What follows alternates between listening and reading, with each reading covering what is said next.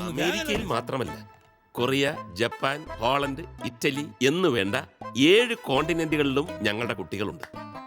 ഈ കൈകളിലൂടെ കടന്നുപോയവർ.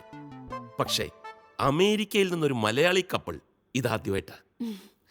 ഞങ്ങൾ മലയാളികളാണെന്ന് പറയാന്ന് മാത്രം. ആഹാ. I'm born and brought up in States. അലക്സിന്റെ ഫാമിലി കുറെ കാലായിട്ട് അവിടെ സെറ്റിൽഡാ. ഓ, സോ കേരളത്തിൽ റിലേറ്റീവ്സിനെ ഒന്നും അങ്ങനെ പരിചയമില്ല. See, you know, doctor, first we went to Gujarat for surrogacy, but they are not ready to show the donor. And finally, Dr. Cherian suggested your name.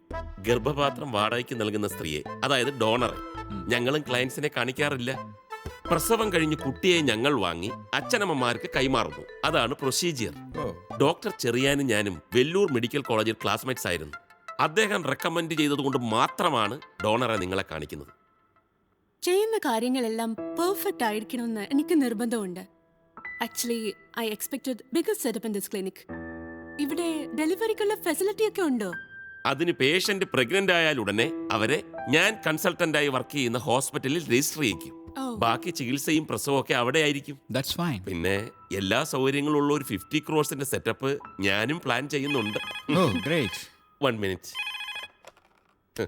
Hello, sir car loan கட்டலன்னு notice வந்திருக்கு. കാറിന്റെ ലോണാ? Benz കിട്ടാൻ വൈകുമെന്നോ? എന്നാൽ land cruiser book ചെയ്യൂ.